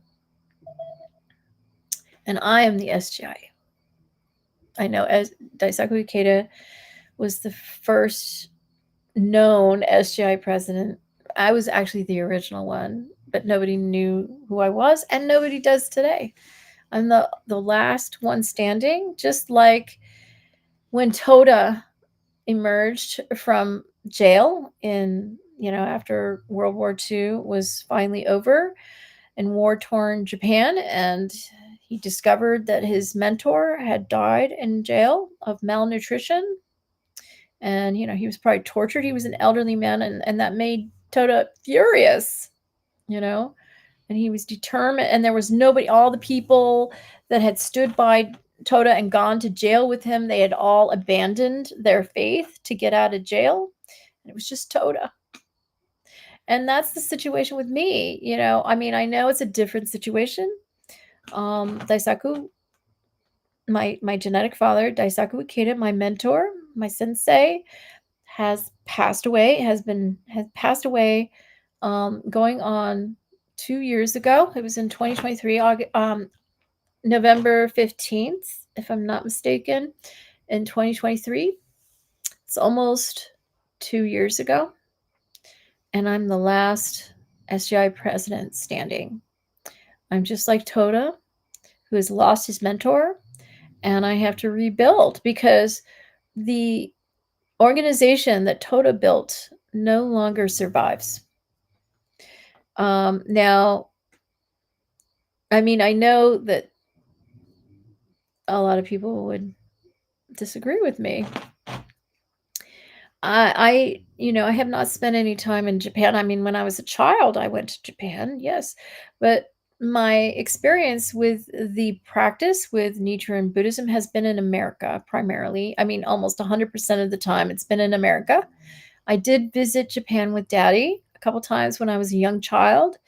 He made me wear a wig, so I would look like I had straight black hair, and bangs, like a Japanese girl, because I spoke fluent Japanese, and I didn't have any. I spoke like a native, and he didn't want everyone to know that I was Caucasian. And yeah, I had the Caucasian eyes and the light skin, but he wanted everyone to think that because I am part Japanese. So, and I wanted to take off my wig and show them that I was, that it wasn't my hair, and that I was like a Caucasian girl. And he's like, "You do that?" And he was really serious with me. He was really severe with me, and I really wanted to take my wig off and show them. He's like, "If you do that, don't you dare." He knew, Daddy knew how to be really severe with me when it really mattered. And I didn't dare. I didn't dare take off my wig. I wanted to so bad, but I didn't dare. So nobody knew I was a Caucasian girl. I had pale skin. I had round blue eyes, but they all thought I had the black straight hair like a Japanese girl.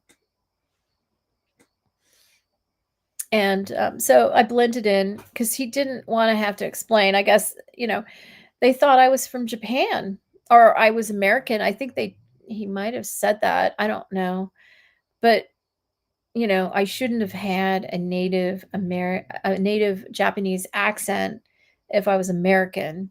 They had never seen anybody like that in those days. We're talking the 60s.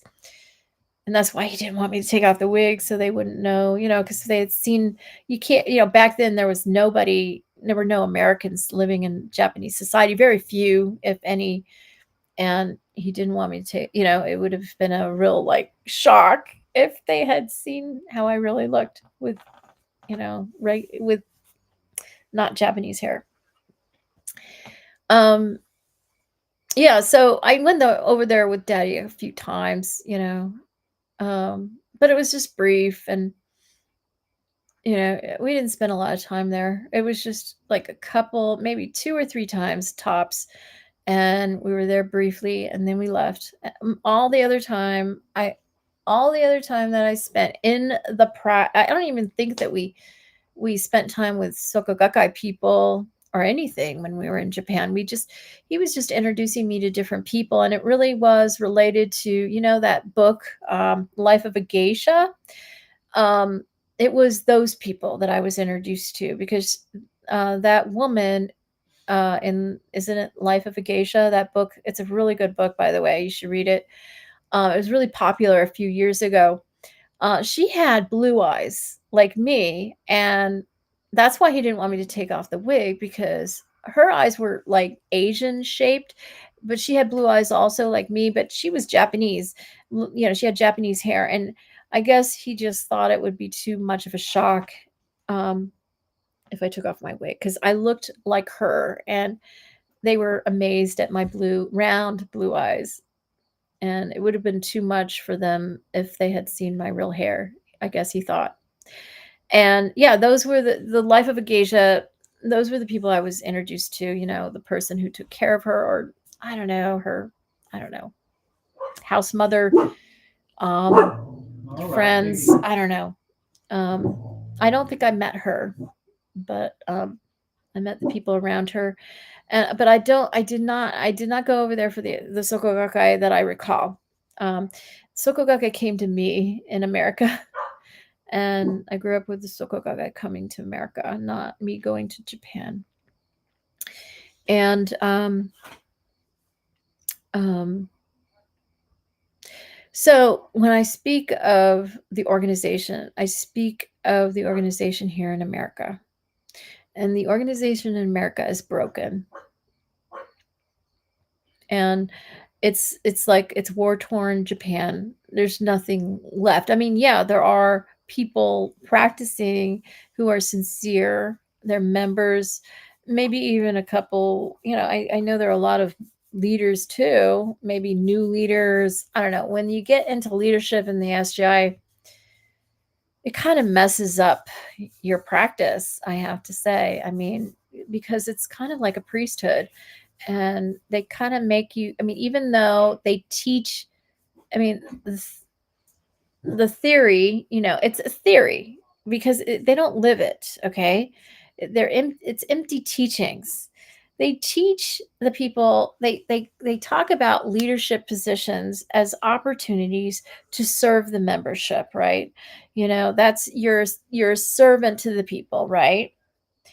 But there's this unspoken, and I don't think it's always unspoken, there's this attitude that you're managing the members, and that it's because you have some kind of I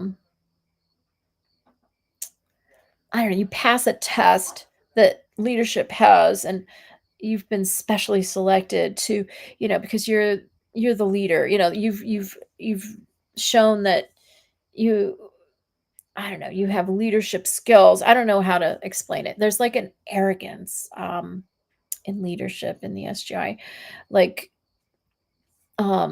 it's like the cool kids in school. It's a clique, and not everyone is selected.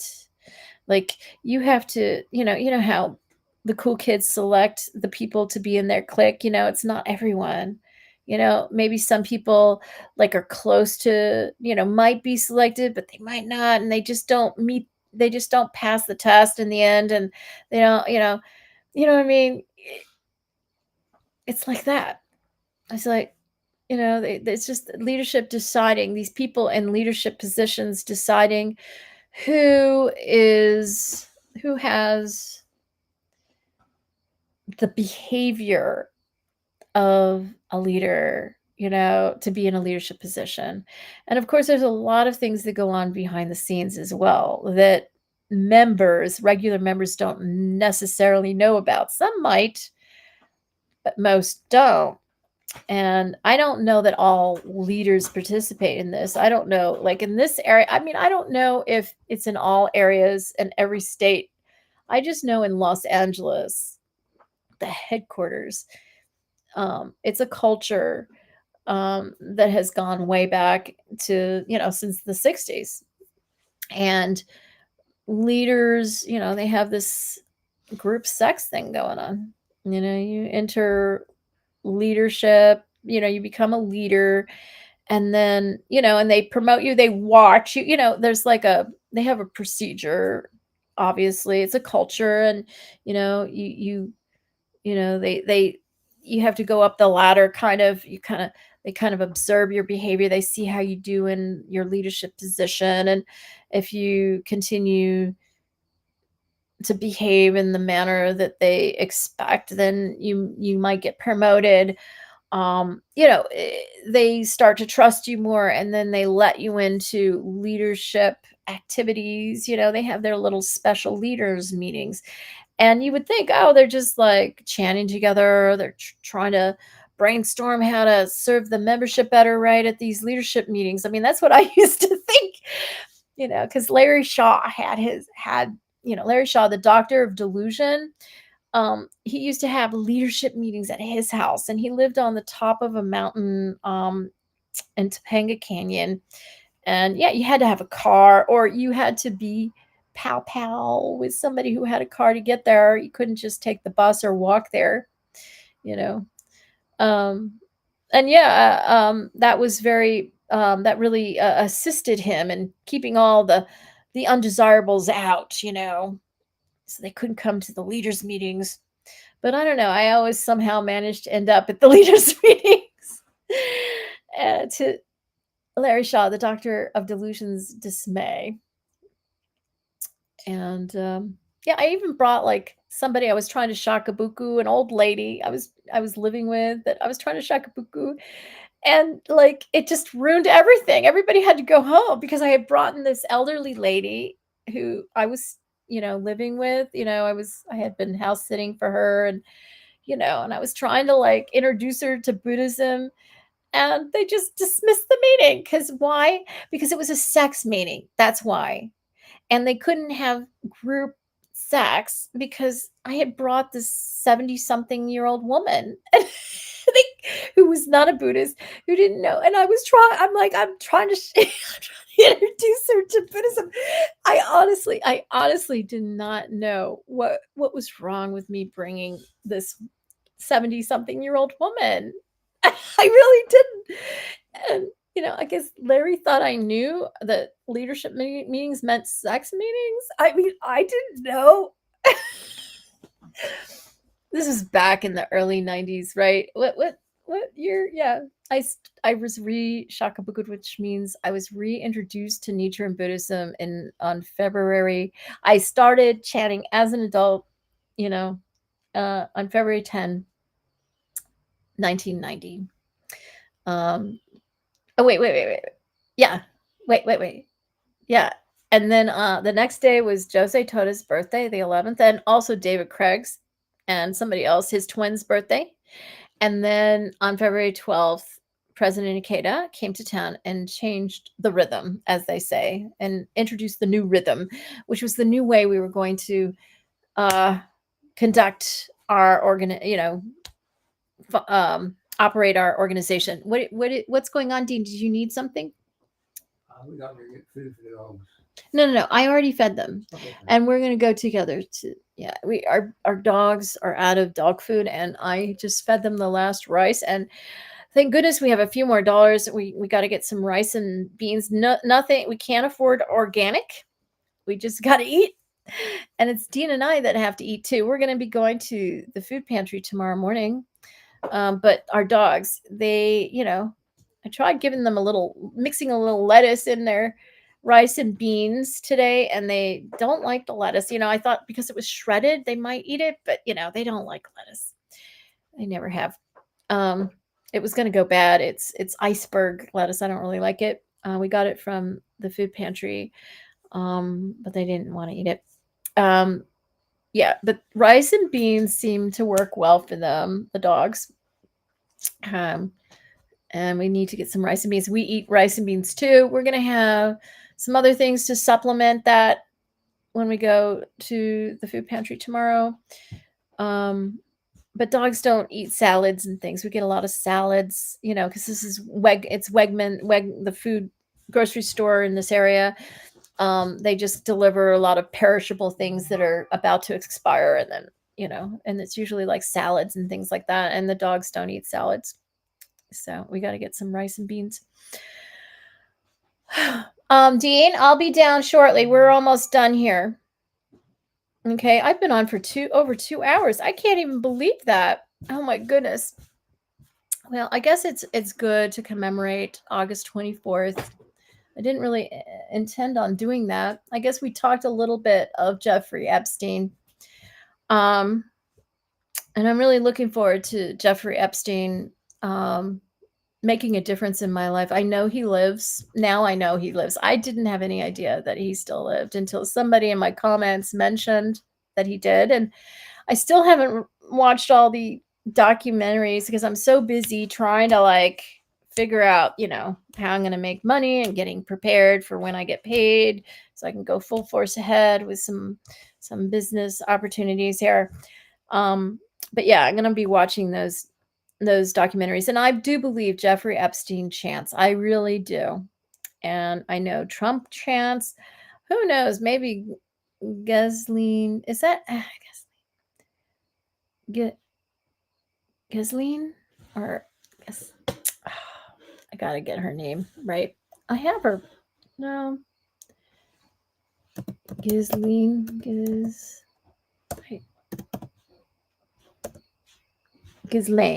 Ghislaine, not lean. Ghislaine. Ghislaine Maxwell. For all I know, she chants too, but I know I'm pretty sure Jeffrey did. And I'm looking to Jeffrey to,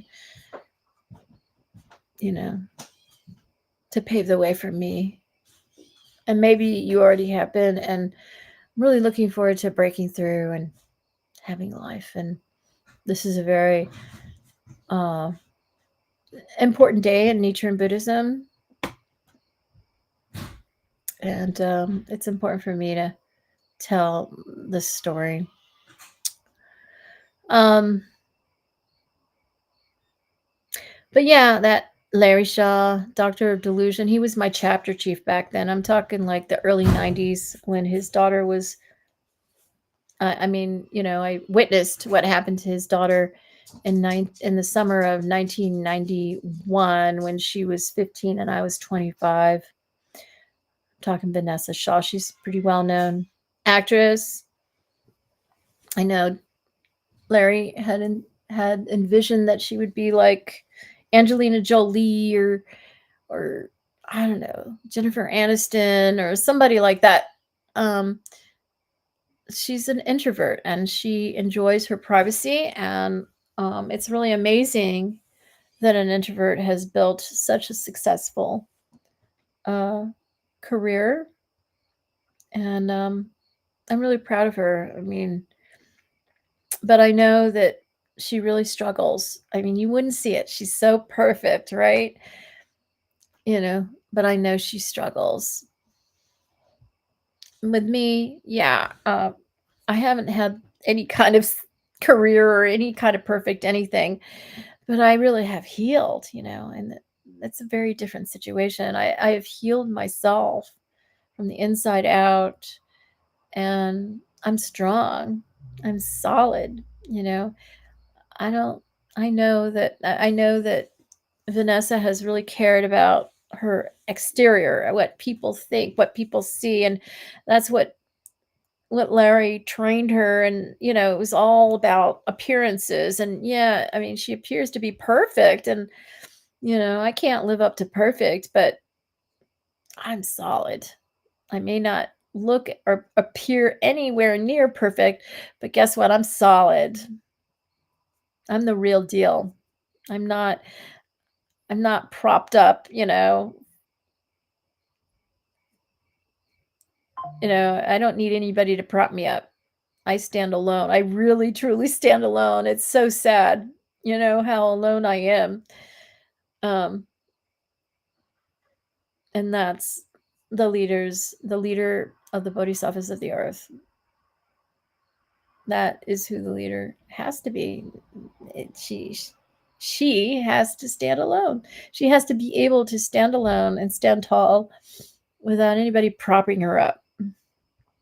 And no offense to Vanessa, I just know she went through a lot that nobody knows about, because she hasn't, she's perfect, right? She has to be perfect at all times.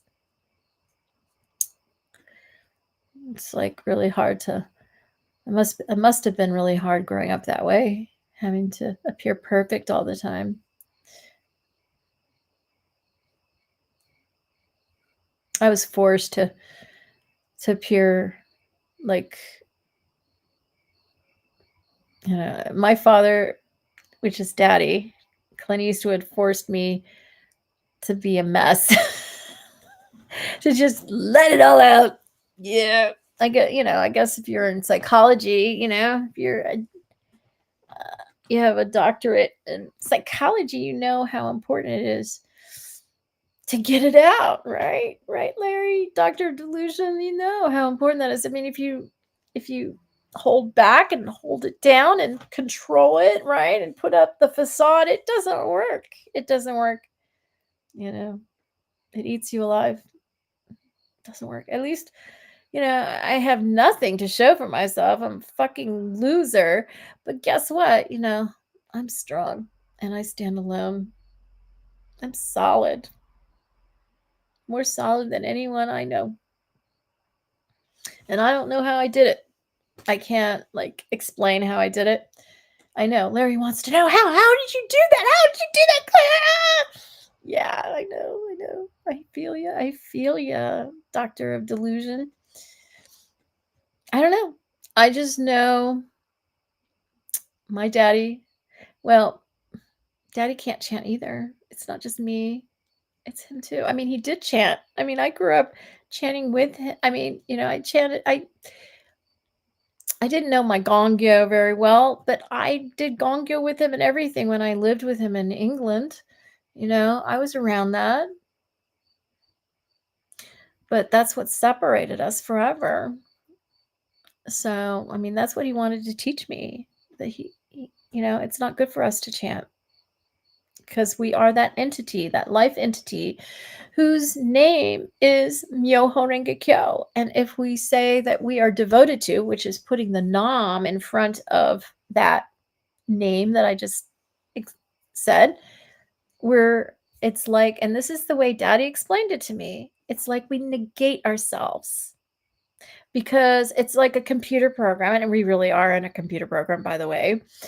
The computer program interprets that literally and deducts that if this person is saying, I'm devoted to this person, then they can't be that person. And so the computer program, which is the universe, comprehends that we aren't that person, and we negate ourselves. So then we negate ourselves. Do you understand? I mean, it's really weird. I know, it's really strange.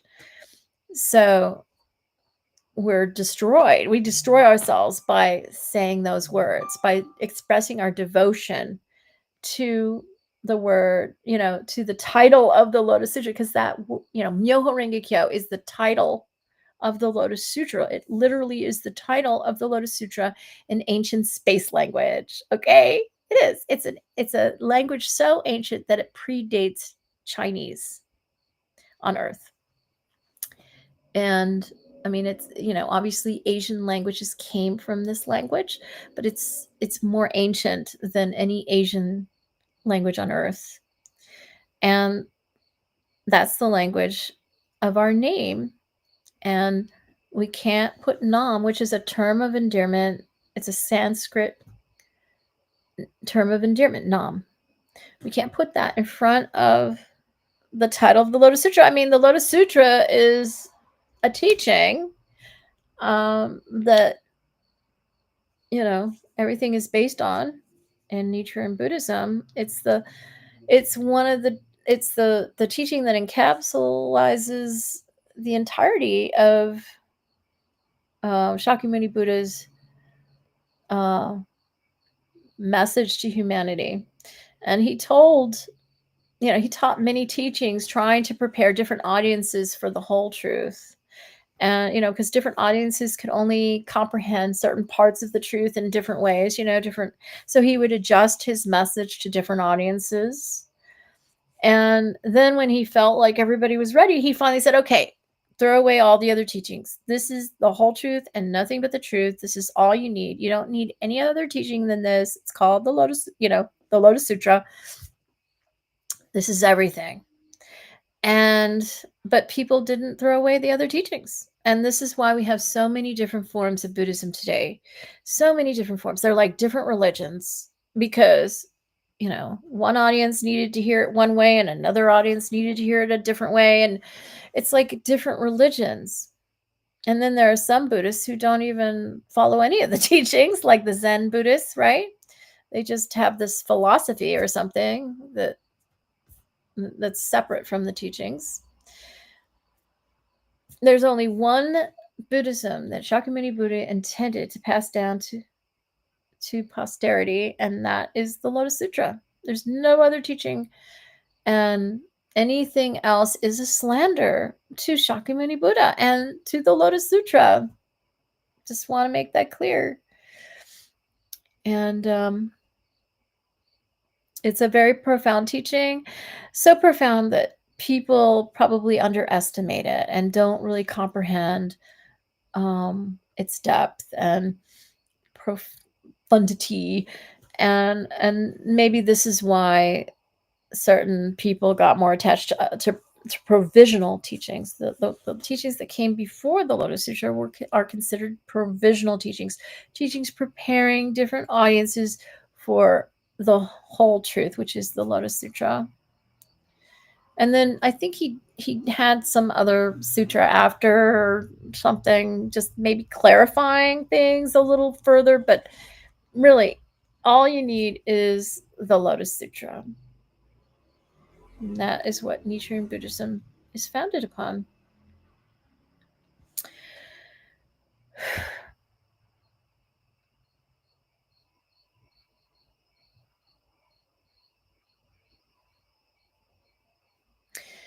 And I guess we've reached the point in my broadcast. We're approaching 2.5 hours, so I think it's time to bring this to a close. And Jeffrey Epstein, wherever you are, I'm waiting. You owe me. You owe me. And I'm looking forward. Oh, it looks like no, I thought I saw a rainbow outside my door. I mean, my window. I don't think there would ever be a rainbow. It's like, I guess the sun is going down. It's not completely dark, and the edge of the clouds are lit up, and it almost looks like a rainbow. But it's the edge of the clouds just lit by the sun that's going down. Isn't that cool? Looking forward to the day. I think the whole world is looking forward to the day when here on Earth things improve. I mean, things have gotten really bad and they've been going down, down, down for years. And Jeffrey, if you can have some hand in making it better, and that's why you live secretly, I'm really looking forward to it. Because you died August 10, 2019. That was right around the time of the pandemic. I mean, it's right before the pandemic hit the United States. I guess it didn't hit until the following spring, at least not until, I mean, everything reached total destruction at that time, right? Yeah, but in 2019, it's called COVID-19 because they supposedly first discovered it in 2019, and it was in China, right? That place in China. No, in Augusta, Georgia, we had COVID-19 in 2018. In late 2018, we were my whole family was sick, and I was well, I wasn't the sickest, but it took me a whole month to get over some really weird flu thing, and I didn't know what it was, and it was COVID-19 back in 2018 in Augusta, Georgia. So I know that it did not come from China, and I know Trump wants everyone to think so. It came from our government. It was the Trump administration, again, that Trump administration back then, who planted it in China, so it appeared like it came from China, and it did not. That was all part of his thing. So he would look like Superman when he came out with all the different vaccines that scientists had been working on for a long time and had perfected by then. It had nothing to do with Trump. It was just the scientific community had reached a certain point with vaccines that, it was like new technology, and he was going to try and take credit for it and everything. And then it backfired because MAGA hates vaccines, right? Anyway. All right. Well, happy August 24th. Soka Gakkai. Give me a thumbs up. You know I deserve it. And if you can handle the truth, please subscribe. Only if you can handle the truth. Thank you so much for watching. And let me just make sure I've addressed everything in the chat. Yeah, there's nothing in the chat right now. Over and out. Peace out. Bye-bye. Oh, let me do my outro.